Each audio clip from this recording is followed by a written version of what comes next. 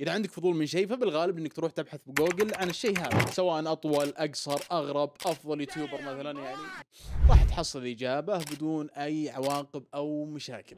لكن اللي راح تشوفه اليوم نصيحه يا عزيزي المشاهد لا تبحث عنه، لانه ممكن تصير لك واحده من ثلاث اشياء، والله العظيم اني ما اقدر اقولها عشان المقطع ما ينحذف، وعشان كذا انا باذن الله اني راح ابحث عنها عنك. كل ما طولت في المقطع راح يزيد الرتم شوي شوي. فالمواقع الاخيره نصيحه لا تدخلها، واذا استمتعت فوالله العظيم نشرك واشتراكك راح يفرق معي كثير في المرحله اللي انا فيها الحين. لا تنسى تكتب في الكومنت وش اغرب شيء بحثت عنه انت، واستمتعوا في المقطع يا جماعه. صح هذا تنبيه اليوتيوب، رجاء يا يوتيوب لا تحذفون المقطع هذا وتقطعون رزقي، ترى حرصنا على كل شيء، تغبيش سوينا تغبيش، في اشياء بنغطيها وفي اشياء ثانيه، فرجاء لا تحذفون المقطع هذا لاغراض تعليميه بس، شكرا. اول موقع عندنا يا جماعه، اذا انت عندك فوبيا من العناكب، لان تقريبا ترى نسبه كبيره من البشر عندهم فوبيا من العناكب. عدنان حط الرقم هنا كالعاده، فاذا انت واحد منهم بالله سوي سكيب للفقره اللي بعدها، انا حاط لك شريط تحت، راح للي بعده. هذا يعتبر من اكبر العناكب الموجوده اللي تطلع في البيوت، وفي ناس كثير يخافون منها. وسقان الحاله 30 سم، واكيد يعني بنستخدم المتصفح الخفي لان ما ودنا يعني ندخل في مصايب، وان شاء الله ان هذا يحمينا يعني شوي. طيب خلينا نبحث عن اول واحد، هانت مان سبايدر. بسم الله الرحمن الرحيم. شوفوا حجمه يا جماعه، يوك. هذا لو هذا بالله هذا لو شفت بغرفتي ايش اسوي فيه؟ يعني واحد من الحلول، يا اني بربيه بحط عليه الربطه هذه واخليه كلب عندي، او اني بذبحه. بس هذا شلون اذبحه انا والله العظيم اني ما ادري يا جماعه. ترى حجمه كبير، ترى حجمه كبير، هذه بلاطه شوف كبره. بس السؤال اللي عنده فوبيا الحين، اذا شاف هذا الحيوان او العنكبوت هذا صدق شلون يذبحه؟ شلون تحرقه؟ تدب عليه شبشب؟ ما اتوقع ان هذا بيموت بشبشب صراحه، هو اللي بيدب عليك. عموما انا ما عندي فوبيا من العناكب، لو شفت هذا بربيه معي صراحه، بسميه بوبي.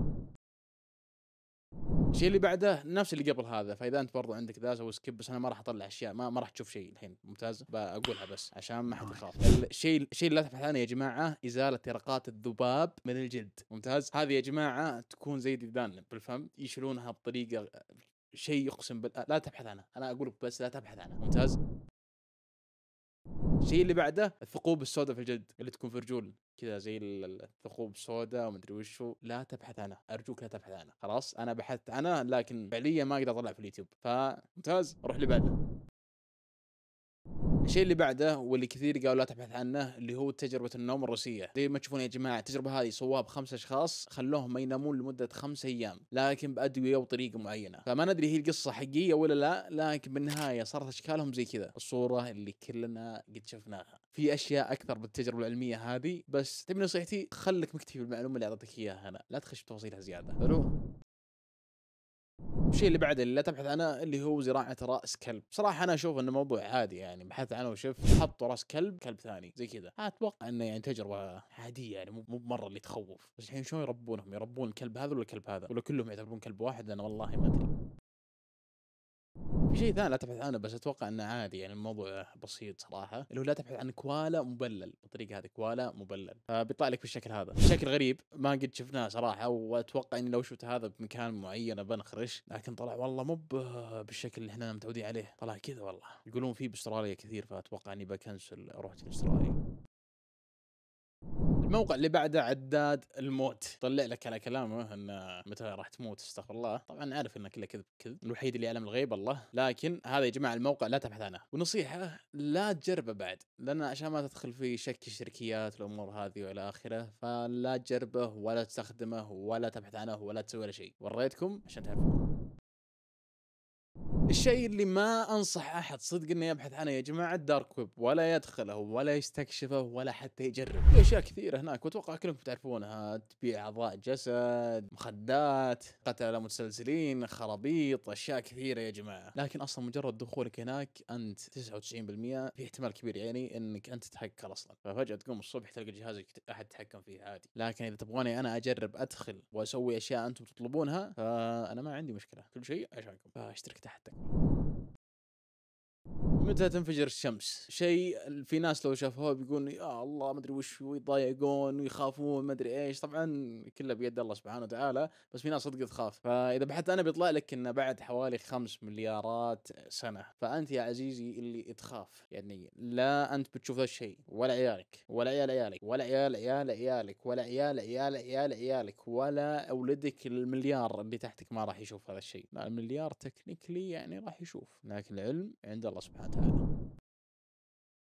الشيء اللي بعد اللي لا تبحث عنه اسمه ناتي بوتي، هذه تعتبر اشنع موتة قد حصلت بالقرن اللي هذا واللي فات. واحد يا جماعه راح يستكشف كهف، طالع لكم هنا عندنا نطلع لكم الكهف هنا ولا غط علي ولا سوى اي شيء. الكهف هذا يا جماعه ضيق لدرجه كبيره، هذا انسان مستكشف فوصل عند منطقه معينه، المنطقه المعينه هذه كان لازم ينزل منها، ينزل براسه زي ما تشوفون هنا ممتاز، كان لازم ينزل هنا، يتوقع انه في طلعه ثانيه، فنزل براسه ونشب، ما قدر يرجع ورا ولا قدر يسوي ولا شيء، المكان ضيق يا جماعه مره، فمات بالوضعيه هذه. طبعا هذا هو يا جماعه الكهف، شوف شلون ضيق ضيق مره، ما ادري وش اللي خلاه يدخل. شوف اللي عنده خوف من الاماكن ضيقه فبيخاف من المقطع هذا. ليه وش الله حادك انك تدخل المكان هذا؟ ليه؟ شوف مكان ضيق، شوف يا جماعه شوف ليه تحد نفسك ليه؟ طبعا جلس يا جماعه 27 ساعه بالطريقه هذه لين مات من قوه الضغط اللي على جسمه، ف 27 ساعه والله كثير.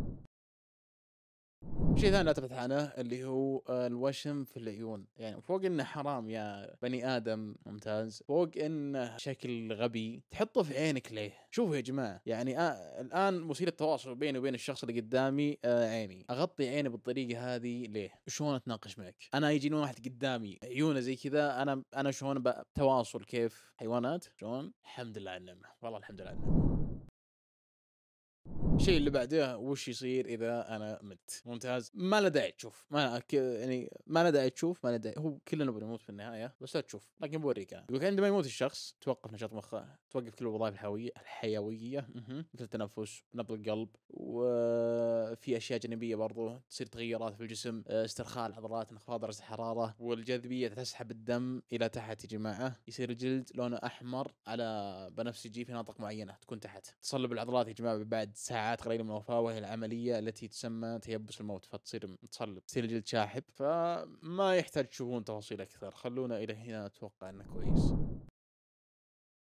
اللي بعده يا جماعة الوسادة تحت الميكروسكوب. طبعا ليش ما تبحث عنه؟ لأن أنت كل يوم تنام في الوسادة يعني، فما أتوقع أنه ودك تعرف وش يصير وراك وأنت نايم. فعندك الحشرات الحلوة هذه الكيوت الصغيرة، بتلقاها تكون دايم تحتك، ترى قاعد تلعب شعرك وتنبسط، فأنت يا عزيزي المشاهد ما تنام لحالك، في ناس قاعدين يلعبون ويستمتعون بشعرك ورا، فخليهم ينبسطون. الشيء اللي بعده يا جماعه اللي لا تبحثون عنه اللي هو ترايفوبيا، اتوقع اسمه كذا ترايفوبيا او شيء زي كذا، هذه اللي عنده فوبيا من الثقوب يسوي سكيب من هنا، اوكي؟ طيب هذا هو بعد ما بحثنا عنه، ثقوب في كل مكان، ثقوب. المنظر شوفوا، انا ما ادري صراحه في ناس عندهم فوبيا يشوفوني عندهم فوبيا من هذا الشيء ولا لا، لكنه مقرف صراحه، مقرف، شيء مو بمريح انك تشوفه، وانا ما ادري هذا يعني هذا الشيء، الاشياء هذه هل هي، شوف هذا اي واضح انه مو بصدقي، لكن ما ادري يعني هل في اشياء زي كذا صدق؟ يعني صراحه مقرف، صراحه شعور مقرف، ما ادري اسوي عليها بلور ولا لا، لكن ما ادري والله اني ما ادري. بالله يا جماعه اكتبوا في الكومنت اذا عندكم فوبيا من هذه الاشياء ولا لا، لاني احس اني تهورت شوي وانا اطلع الاشياء هذه. شوفوا في اشياء صورتها قديم الموجوده قبل ما كنت على اساس اني بحط فيها بلور، لكني بعد كم يوم زي كذا بعد ما استشرت الناس في البث قلت لا الاحسن اني احط بلور عشان ما يكون الموضوع مقرف زياده. خلونا الحين للشيء اللي بعده اللي لا تبحث عنه مهما صار. شنو اللي بعدها؟ اللي هي بريشر كوكر BOOM مدري وش، هذه خلاص، هذه لا تبحثون عنها. ليه؟ لانه يطول العمر وسلامه، في عام 2013 في واحد بحث عن هذا الشيء، بيشوف اللي هو قدر الضغط حقنا، اتوقع انه اسمه كذا قدر الضغط، لكن عند الاجانب شيء ثاني، بس انه هو حق الطبخ، فبحث عنها انه بيشوف الانفجار حقها كيف يكون، فيوم بحث عنها بعدها بكم يوم امسك يا عزيزي. ليش امسك؟ لانه يحسبون انه بيسوي كذا، يعني انا ما اقدر اقولها، اخاف ان اليوتيوب يزعل مني او شيء زي كذا، لكن انتم فهمتوا مقصدي، فلا احد يبحث عنها تكفون. اذا انت فيك دوخه شوي لا تبحث عن هذه الكلمه اللي هي هذه، لانها بتدوخ زياده، فشوف اول ما بحث عنها بيصير في دوران دوران دوران دوران، فلا تبحث عنها. الكلمه اللي بعدها اللي هي هذه، واذا بحثت عنها هذا اللي بيصير، شوفوا لو تلاحظون في ميلان خفيف في المتصفح، صح ولا لا؟ حلو، عشان كذا تبحث عنها. شيء ثاني اذا بحثت عنه هذه الكلمه، اول ما تبحث عنها راح يطلع زي كذا حديد يا جماعه، حديد في المتصفح، ليه في حديد؟ والله اني ما ادري، بس إن لا تبحث عنها. بس كذا يا جماعه، ان شاء الله عجبكم المقطع، لا تنسون اللايك والاشتراك، وفي مقطع هنا موجود قديم اتوقع انه بيعجبك، غالبا بيعجبك يعني. السلام عليكم.